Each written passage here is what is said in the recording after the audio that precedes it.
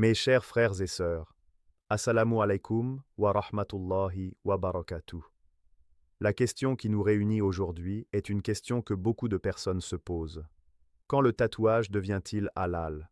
C'est une interrogation importante, non seulement parce qu'elle touche à notre apparence, mais aussi parce qu'elle concerne notre relation avec Allah, notre compréhension de la foi et notre désir sincère d'agir conformément à ses commandements. Avant de répondre directement à cette question, il est essentiel de rappeler un principe fondamental de l'islam. Allah est le plus miséricordieux, le très compatissant. Lorsque nous cherchons à connaître le jugement d'une chose, nous ne devons jamais oublier que notre objectif n'est pas de juger les gens, mais de rechercher la vérité avec sagesse, humilité et sincérité. Dans le Saint-Coran, Allah nous enseigne à réfléchir, à méditer et à utiliser notre intelligence pour comprendre sa guidance. Il dit que les croyants sont ceux qui écoutent la parole et suivent ce qu'elle contient de meilleur. Ainsi, lorsqu'une question est posée, nous devons toujours revenir aux sources authentiques de notre religion, le Coran et la Sunna du prophète Mohammed, paix et bénédiction sur lui. Concernant les tatouages, plusieurs hadiths authentiques rapportent que le prophète, paix et bénédiction sur lui, a condamné la pratique du tatouage volontaire. Les savants ont compris à travers ces textes que le tatouage permanent consistant à injecter de l'encre sous la peau afin de modifier durablement le corps est interdit. Cette interdiction ne repose pas simplement sur une question d'apparence. Elle est liée à l'idée de modifier de manière permanente ce qu'Allah a créé sans nécessité reconnue par la religion. Cependant, lorsque nous abordons ce sujet, nous devons faire preuve d'équilibre. Certaines personnes ont reçu des tatouages avant leur conversion à l'islam. D'autres ont commis cette action dans leur jeunesse, sans connaître le jugement religieux. D'autres encore regrettent sincèrement ce qu'elles ont fait et cherchent aujourd'hui à se rapprocher d'Allah. À toutes ces personnes, je voudrais rappeler une vérité magnifique. La porte du repentir est ouverte tant que l'être humain est vivant. Allah dit dans le Coran qu'il pardonne les péchés à ceux qui se repentent sincèrement. Ainsi, si quelqu'un possède déjà un tatouage et regrette cet acte, il ne doit pas désespérer de la miséricorde d'Allah. Certaines personnes demandent alors « Dois-je absolument enlever mon tatouage ?» La réponse dépend des circonstances. Si son retrait est possible sans danger excessif, certains savants estiment qu'il est préférable de l'enlever. Mais si son retrait entraîne des dommages importants, des souffrances excessives ou des risques médicaux sérieux, alors la personne n'est pas tenue de se faire du mal. Allah ne veut pas pour nous la difficulté inutile. Il dit dans le Coran qu'il veut pour nous la facilité et non la difficulté. Voilà pourquoi il est important de distinguer entre celui qui envisage de se faire tatouer aujourd'hui et celui qui porte déjà un tatouage. Celui qui réfléchit à s'en faire un doit connaître le jugement islamique avant d'agir. Quant à celui qui en porte déjà un, il doit comprendre que son passé ne l'empêche pas de devenir un excellent musulman. Mes frères et sœurs, permettez-moi d'insister sur un point très important. Trop souvent, certaines personnes considèrent qu'un tatouage est un signe indiquant immédiatement le niveau de foi d'un individu. Cette attitude est dangereuse. Nous ne connaissons pas l'histoire des gens. Nous ne savons pas ce qu'ils ont vécu. Nous ignorons leurs combats intérieurs, leurs regrets, leurs épreuves et leurs efforts pour revenir vers Allah. Combien de personnes tatouées fréquentent aujourd'hui les mosquées, accomplissent leurs prières et cherchent sincèrement le pardon d'Allah? Et combien de personnes dont l'apparence semble irréprochable cachent des fautes que personne ne connaît? La véritable piété réside dans le cœur, même si elle doit naturellement se refléter dans les actes. L'islam nous enseigne à accueillir les gens avec bienveillance.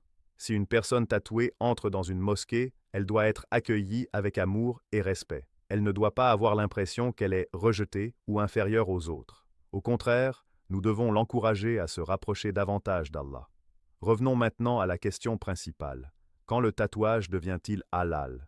Si nous parlons du tatouage permanent traditionnel, les textes religieux indiquent clairement son interdiction. Toutefois, les savants ont évoqué certaines situations particulières qui ne relèvent pas de cette interdiction. Par exemple, lorsqu'une intervention médicale ou réparatrice est nécessaire pour corriger une déformation, masquer une brûlure grave ou restaurer une partie du corps après un accident, les règles changent car il ne s'agit plus d'un tatouage réalisé à des fins esthétiques ordinaires. L'islam prend en considération les nécessités et les besoins réels des êtres humains. C'est pourquoi les savants distinguent entre la recherche de la beauté purement décorative et les traitements médicaux destinés à restaurer une apparence normale ou à soulager une souffrance. Il existe également ce que certaines personnes appellent des tatouages temporaires. Le henné, par exemple, est largement connu dans le monde musulman. Contrairement au tatouage permanent, il ne modifie pas durablement la peau. Il disparaît naturellement avec le temps. C'est pourquoi il est généralement considéré comme permis lorsqu'il respecte les autres principes de l'islam. Cette distinction est importante parce que beaucoup de personnes confondent différentes pratiques sous le même terme. Lorsqu'un produit reste simplement à la surface de la peau et disparaît après un certain temps, il ne relève pas du même jugement que le tatouage permanent. Mais au-delà des détails juridiques, j'aimerais que nous réfléchissions à une question encore plus profonde. Pourquoi voulons-nous parfois modifier notre apparence? Cherchons-nous l'approbation d'Allah ou celle des gens? Cherchons-nous à exprimer notre identité ou à suivre une mode passagère? Sommes-nous influencés par la société ou guidés par notre foi? Ces questions sont essentielles parce que l'islam ne se limite pas à des listes de choses permises ou interdites. L'islam cherche à purifier le cœur et à orienter nos intentions vers ce qui plaît à Allah. Le prophète Mohammed, paix et bénédiction sur lui, nous a enseigné que les actes valent par leurs intentions. Ainsi, chaque croyant doit examiner ses motivations. Plus nous développons notre relation avec Allah, plus nous apprenons à trouver notre valeur dans notre foi, plutôt que dans notre apparence extérieure. Je voudrais également m'adresser à nos amis non-musulmans qui pourraient écouter cette discussion. Lorsque l'islam établit certaines limites, son objectif n'est pas de restreindre inutilement la liberté humaine. L'objectif est de guider l'être humain vers ce qui est bénéfique pour sa vie spirituelle, morale et sociale. Même lorsque nous ne comprenons pas immédiatement toute la sagesse derrière un commandement, nous croyons qu'Allah connaît parfaitement ce qui est meilleur pour ses créatures. L'histoire de l'islam montre que de nombreuses personnes ont découvert la beauté de cette religion, non pas à travers des débats agressifs, mais grâce à des échanges respectueux. Lorsque nous parlons de sujets sensibles comme celui-ci, nous devons préserver cette atmosphère de respect mutuel. Je sais que certaines personnes peuvent se sentir blessées lorsqu'elles entendent des discussions sur les tatouages. Peut-être portent-elles déjà un tatouage, peut-être regrettent-elles certaines décisions du passé, peut-être craignent-elles le regard des autres. À toutes ces personnes, je voudrais dire ceci: ne laissez jamais votre passé vous éloigner d'Allah. Peu importe ce que vous avez fait, la miséricorde d'Allah est plus grande. Continuez à prier. Continuez à demander pardon. Continuez à apprendre votre religion. Continuez à avancer. Le diable cherche à convaincre les croyants qu'ils sont trop pécheurs pour être pardonnés. Mais Allah nous enseigne exactement le contraire. Tant que nous revenons sincèrement vers lui, il accueille notre repentir. Mes frères et sœurs, la véritable beauté n'est pas celle qui se trouve sur la peau. La véritable beauté est celle du cœur, de la foi, de la sincérité, de la bonté envers les parents, de la compassion envers les pauvres, de l'honnêteté dans les affaires et de la patience dans les épreuves. Une personne dont le cœur est rempli de foi possède une beauté que les années ne peuvent effacer. Les modes changent, les tendances passent, les apparences vieillissent, mais la lumière de la foi demeure. Avant de conclure cette première partie, permettez-moi de vous adresser une invitation. Si vous appréciez ces rappels fondés sur le Coran et la Sunna, prenez un instant pour vous abonner à cette chaîne, aimez cette vidéo, la partager avec votre entourage et laissez en commentaire les mots « Allah Akbar ». Votre soutien permet à davantage de personnes d'accéder à des enseignements bénéfiques et à des discussions constructives qui rapprochent les cœurs d'Allah. Pour conclure, retenons 3 enseignements essentiels. Premièrement, le tatouage permanent volontaire est considéré comme interdit selon les textes authentiques de l'islam. Deuxièmement, celui qui possède déjà un tatouage ne doit jamais désespérer de la miséricorde d'Allah et peut toujours se repentir sincèrement. Troisièmement, nous devons traiter chaque être humain avec respect, compassion et sagesse, sans arrogance ni jugement injuste. Qu'Allah nous accorde la compréhension de sa religion, la sincérité dans nos intentions, la sagesse dans nos paroles et la constance dans nos actes. Qu'il guide ceux qui cherchent la vérité, pardonne nos fautes et fasse de nous des personnes qui répandent la miséricorde, la paix et la connaissance autour d'elles. Permettez-moi maintenant d'approfondir un aspect qui est souvent négligé lorsque nous parlons du tatouage. Beaucoup de personnes concentrent toute leur attention sur la question juridique. Est-ce permis ou interdit? Bien sûr, cette question est importante, mais parfois, nous oublions de nous interroger sur la relation entre le croyant et son Seigneur. Nous oublions de réfléchir à ce que cette question révèle sur notre manière de vivre notre foi au quotidien. L'islam est une religion qui cherche à établir un équilibre remarquable. D'un côté, il nous enseigne que le corps est une bénédiction accordée par Allah. De l'autre, il nous rappelle que nous ne sommes pas définis uniquement par notre apparence physique. Dans une époque où l'image occupe une place immense, où les réseaux sociaux poussent les gens à rechercher constamment l'approbation des autres, le croyant doit parfois s'arrêter et se demander: quelle est ma véritable valeur? Lorsque nous ouvrons le Coran, nous découvrons que les personnes les plus honorées auprès d'Allah ne sont pas celles qui possèdent l'apparence la plus impressionnante. Allah nous enseigne que le plus noble auprès de lui est le plus pieux. Cette parole est extrêmement profonde. Elle nous rappelle que la valeur réelle d'un être humain ne dépend ni de sa richesse, ni de sa couleur de peau, ni de son apparence, ni de son statut social. Elle dépend de sa relation avec Allah. C'est pourquoi il est important que nous éduquions nos enfants dans cette direction. Aujourd'hui, beaucoup de jeunes grandissent dans un environnement où ils sont constamment exposés à des célébrités, des influenceurs et des modèles qui mettent l'accent sur l'apparence extérieure. Certains finissent par croire que leur bonheur dépendra de leur image, de leur style ou du regard des autres.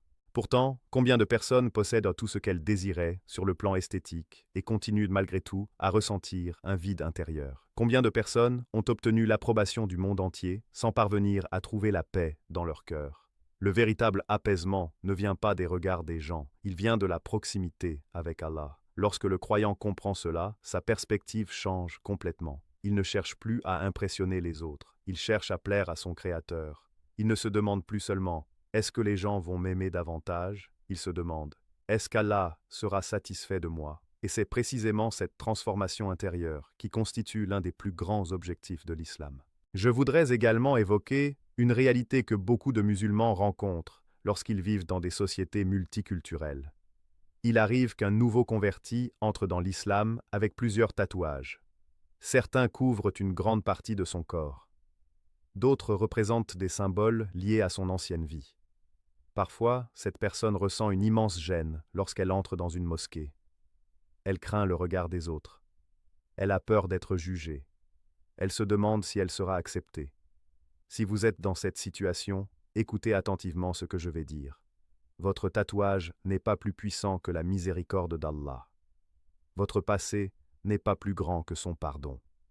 Votre ancienne vie ne peut pas empêcher Allah de vous accorder sa guidance. Rappelez-vous les compagnons du prophète, paix et bénédiction sur lui. Beaucoup d'entre eux avaient vécu dans l'idolâtrie avant d'accepter l'islam. Certains avaient commis des péchés très graves. Pourtant, lorsqu'ils se sont tournés sincèrement vers Allah, ils sont devenus parmi les meilleurs êtres humains de l'histoire. Cela nous enseigne une leçon extraordinaire. Ce qui compte réellement n'est pas seulement d'où vous venez. Ce qui compte, c'est vers où vous allez. Parfois, certaines personnes passent tellement de temps à regretter leur passé qu'elles oublient de construire leur avenir. Le repentir est une chose magnifique lorsqu'il nous rapproche d'Allah. Mais il ne doit pas se transformer en désespoir.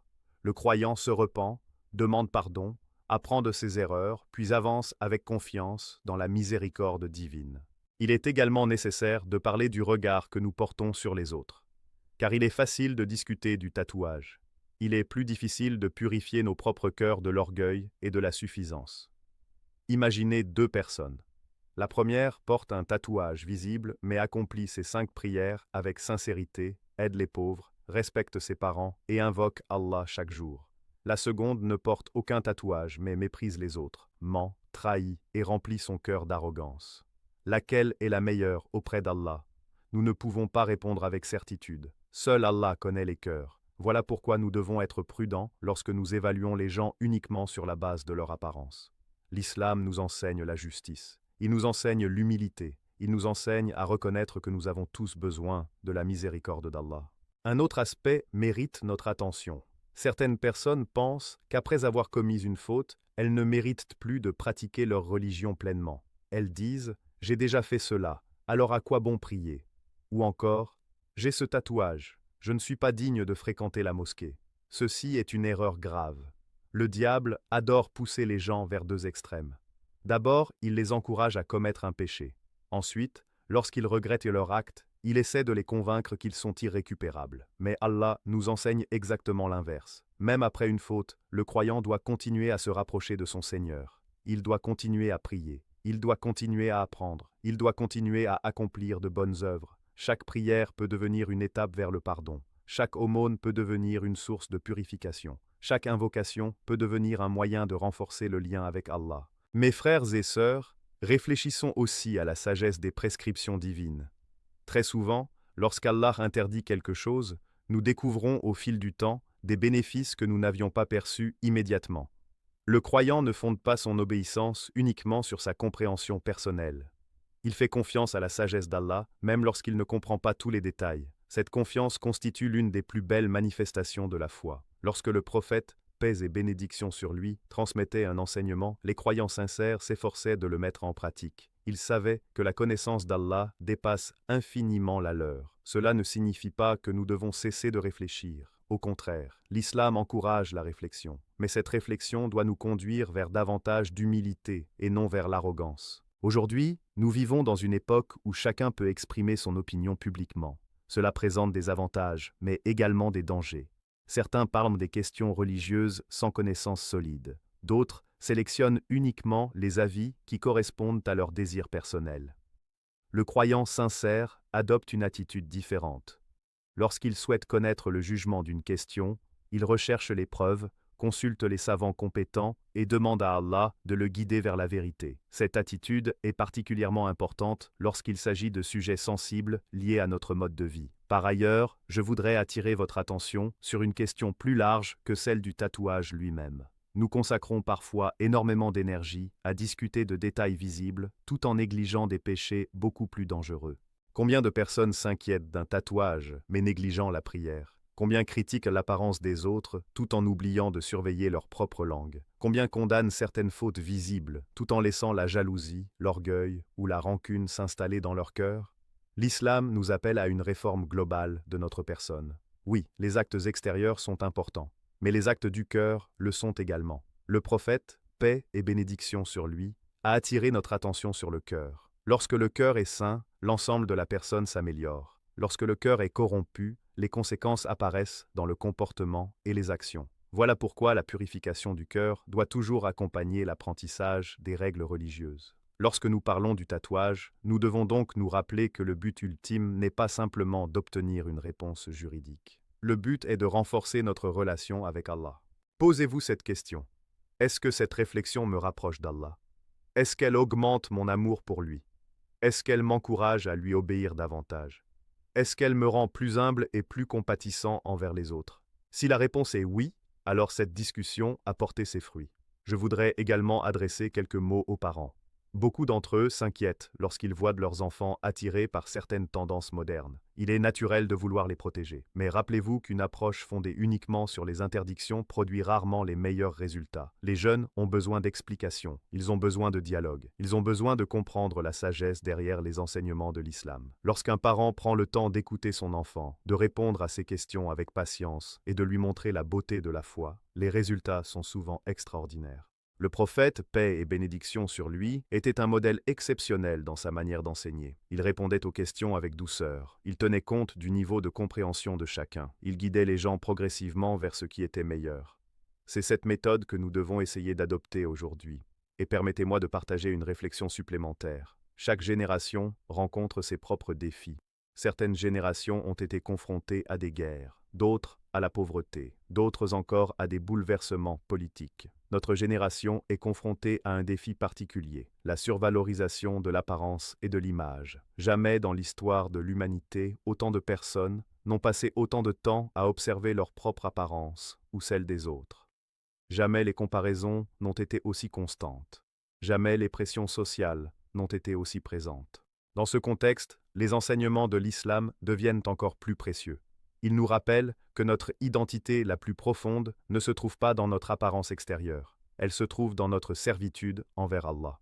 Lorsque cette vérité s'installe dans le cœur, elle apporte une immense liberté. Nous cessons progressivement de vivre pour les regards des autres. Nous cessons de dépendre constamment de leur validation. Nous apprenons à rechercher avant tout l'agrément d'Allah. Et lorsque le croyant atteint cet état, il découvre une paix que le monde matériel ne peut pas offrir. Cette paix ne dépend pas de la mode du moment. Elle ne dépend pas de la popularité. Elle ne dépend pas de l'apparence physique. Elle naît d'une relation sincère avec celui qui a créé les cieux et la terre. C'est pourquoi chaque question religieuse devrait finalement nous conduire vers cette réalité fondamentale. Renforcer notre lien avec Allah, approfondir notre foi, purifier notre cœur et devenir de meilleures personnes dans notre relation avec lui ainsi qu'avec les autres.